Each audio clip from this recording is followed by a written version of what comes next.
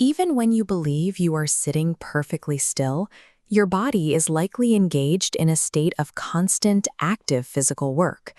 We rarely allow a chair to support our full weight. Instead, we unconsciously brace our muscles to hold ourselves up in the seat, stiffening the spine and legs as if the chair might break the moment we let go. By the late 1800s, this habit of chronic tension became so widespread it earned a medical name: Americanitis. This record shows an epidemic of exhaustion, where thousands woke up tired, desperate for tonics to cure their nervous stability and physical breakdown. Because we have turned rest into a voluntary effort, our attempts to relax now consume the very energy they are meant to restore. This drain is fueled by sympathetic contraction. When your brain focuses on a task, your nervous system misfires, recruiting unrelated muscles in a cascade of tension, locking your jaw, neck, and shoulders. You burn fuel reserves while going nowhere. Telling yourself to relax fails because these contractions aren't entirely unconscious. They are automated habits of the nervous system that ignore simple willpower. We are leaking nervous energy 24 hours a day, creating a constant, unacknowledged tax on our metabolic reserves. Imagine the body as a community assembly, where every member is busy interfering with everyone else's job. When the community is quiet and orderly, each part minds its own business. Listening to a lecture only requires the ears and the brain. Yet look closely at a crowd and you'll see people listening with their spines, their shoulders, and their facial muscles. That tension is an active physical movement.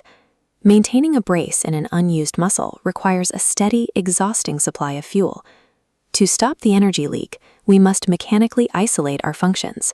We have to train the body to stop parts from interfering with tasks it aren't equipped to handle. Unlearning this tension starts by moving from the bed to the floor. A soft mattress yields to your shape, which triggers your muscles to brace and hold you together. A rigid floor provides no such compromise, forcing your mass to yield entirely to the force of gravity. By lying flat and consciously giving your weight to an unyielding surface, you force the body to recognize that it is being held rather than holding itself. We then use rhythmic breathing to create internal support. As the lungs expand, they create a gentle outward pressure. This expansion acts like air blown into a glove, using internal volume to hold your muscles in place from the inside out.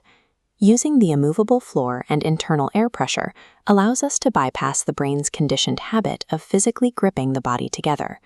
Test relaxation with the sandbag method. Imagine your arm as 3 heavy sandbags connected by free-swinging hinges at the shoulder, elbow, and wrist. Lowering it slowly is still work. True release happens when these hinges unlock and the limb drops from its own weight. Surrendering to gravity in this way reveals exactly how much invisible force you were wasting just seconds before. Directing the will toward this physical release naturally displaces the mental energy used for anxious thinking. As the mind focuses on the letting go of specific muscles, the imps of thought find less and less machinery to hijack. This shift is driven by a sensory-motor feedback loop. When a muscle enters total repose, it sends a signal of safety back to the brain, which physically starves a racing mind of the motor excitation it needs to sustain itself. This restoration mirrors the effortless poise found in animals and infants, a baseline of ease that we have traded for generations of inherited tension. True mental clarity isn't achieved by thinking harder.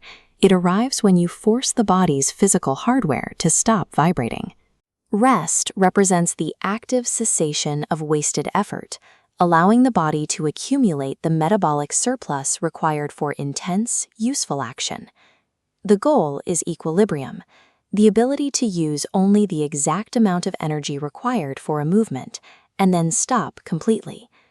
This state brings a total melting of tension into gravity, a feeling of new power that comes from a perfectly adjusted machine. True power isn't measured by how much force you can exert on the world, but by how little energy